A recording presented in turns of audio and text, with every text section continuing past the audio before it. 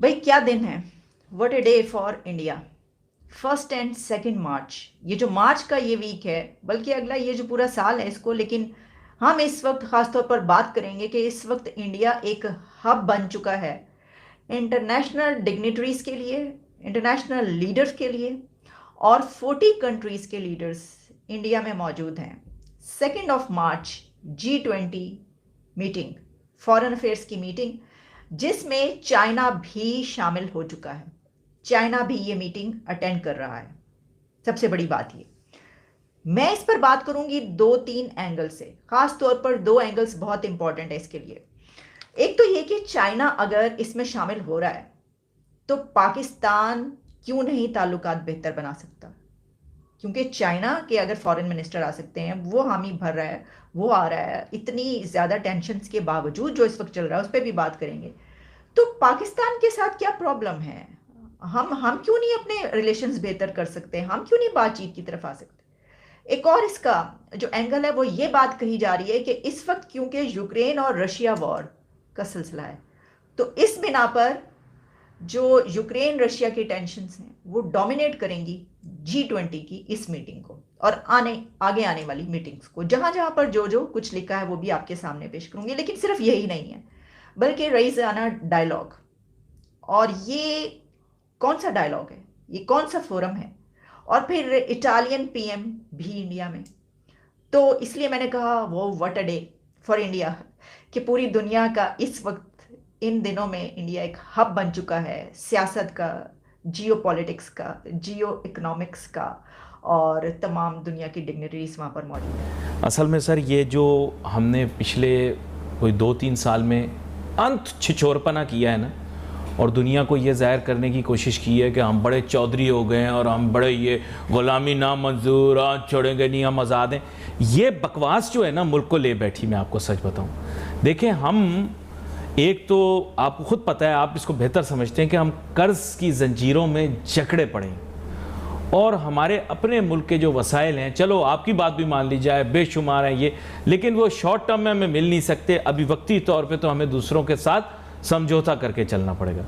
ये जो 1-2-3 घटिया हरकतें की कि एक गलत जगह पर चले गए जब जाने की ज़रूरत नहीं थी और वहाँ पर जाकर उनको शाबाशी देकर आ गए। मैं कहना तो नहीं चाह रहा, बहुत ही थर्ड क्लास फॉरेन पॉलिसी अपनाई गई, उससे हमें बहुत नुकसान पहुँचा। अगर हम आज भी, अब प्रॉब्लम यह है कि वेस्ट वाले आपको इतने ठुड्डे मार रहे हैं सर, इतने जूते लगा रहे हैं, वो इतना बाजू मरोड़ रहे हैं कि वो कह रहे हैं बंदे के पुत्र बन जाओ, तुम लोग अपनी औकात भूल गए थे, अब तुम्हें तुम्हारी औकात दिखाएंगे। प्रॉब्लम यहाँ पे आके अटकी है सर। हम पहले बात मानते नहीं है, जब तक छितर और जूते ना मारे जाएं, हम फिर बाद में हमें याद आता है कि यार हम तो मांग तांग के गुजारा कर। देखिए अली भाई, वेरी सिंपल, जो भी हम पहले बात कर रहे थे, सूडो इंटेलेक्चुअल्स, हमारा मुल्क जो है उसकी अगर आप ट्रूली अगर आप एग्जाम्पल लें, pseudo intellectuals, pseudo patriots, pseudo nationalist and pseudo Islamist, यानी जैली। आप नहीं, आखिरी वाला मैं नहीं बोलूंगा, आखिरी वाला मैं नहीं बोलूंगा, हज़फ कर दिया जाए। आप अगर पहले वहीं पे महफिल में जावेद अख्तर के साथ सेल्फियां बन रही हैं और फिर आप वापस आके ट्वीट कर रहे हैं कि उसने ये कह दिया, वो कह दिया। मेरा ख्याल ये है कि ये जो हाई लेवल ऑफ इमोशनलिज्म है, इसको थोड़ा सा अगर रैशनलाइज जब तक नहीं करेंगे तो ये मुल्क ऐसे ही चलता रहेगा। अरे ये ऐसे मशहूर होने के लिए जावेद अख्तर के खिलाफ बयान दे रहे हैं सर, इनको तो एक्टिंग भी नहीं आती। अगले दिन इफ़त जो है वो नौशीन से पूछ रही है कि तुम हीरोइन किसको रखोगे, मायरा को या माविश को? मैंने दिल में सोचा, ना तो इफ़त को एक्टिंग आती है, ना नौशीन को आती है, ना मायरा को आती है और ना ही माविश को आती है। पाकिस्तान भी हब बना हुआ है, लेकिन वो डिफिकल्टीज का, क्राइसिस का, मुश्किलात का। और जो दूसरी तरफ हम देख रहे हैं कि बस हमारे जो हैं वो नुक्कड़ पे, यानी कि बिल्कुल खिड़की खोलें, दरवाज़ा खोलें तो साथ ही बॉर्डर के उस तरफ जो कंट्री मौजूद है वहाँ पर आप देखें क्या हो रहा है कि दुनिया की सुपर पावर्स से लेकर और कौन कौन सा कंट्री नहीं है जिसकी डिग्निटरीज वहाँ पर ना आ रही हूँ। 1 एंड 2 मार्च जो है वो इन मीटिंग्स के चलेंगी। कि क्योंकि बीइंग अ पाकिस्तानी, मुझे तो सबसे बड़ा तो मेरा कंसर्न जो है उसी पे पहले बात किए लेते हैं ना, कि देखिए चाइना के साथ इस वक्त जो इंडिया के रिलेशंस हैं, और खासतौर पर यूक्रेन और रशिया के बाद हम देख रहे हैं कि चाइना के अमेरिका के साथ भी कैसे कोई टेंशन्स चल रही हैं। तो इस दौरान फिर भी, कि अभी कुछ अर्सा पहले फेस ऑफ हुआ दोनों कंट्री, फिर भी वो इसमें शामिल हो रहे हैं। ठीक है, ओके, वो इसमें हैं, उनको ऐसा भी तो हो सकता था इनकार कर देते। एससीओ के लिए हमने भी तो अभी तक कोई हानि पड़ी। वो अलग बात है कि जब वो मीटिंग होगी हम जाएंगे नहीं जाएंगे, लेकिन हमने तो इमदाद भी लेने से इनकार कर दिया। इस तरह की चीज़ें चलती नहीं, जो कुछ होता रहा। तो क्या बात है, क्या वजह है? क्योंकि देखिए चाइना तो हमसे बहुत ऊपर है।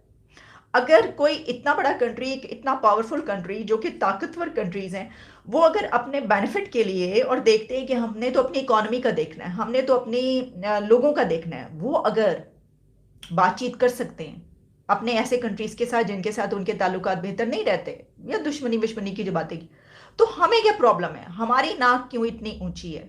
हमारी ईगो इतनी क्यों ज्यादा है कि हम कराची में दुबई के जरिए आएगा इंडिया का प्याज, लेकिन वो प्याज हम बॉर्डर खोल के यहां से नहीं मंगवा सकते। हम इतना पैसा खर्च करेंगे कि दुबई के जरिए कराची प्याज आएगा, फिर वो दूसरे पूरे मुल्क में पहुंचेगा, फिर वो लाहौर पहुंचेगा, लेकिन हमारा लाहौर अमृतसर का बॉर्डर मौजूद है, हम इससे फायदा नहीं उठा रहे।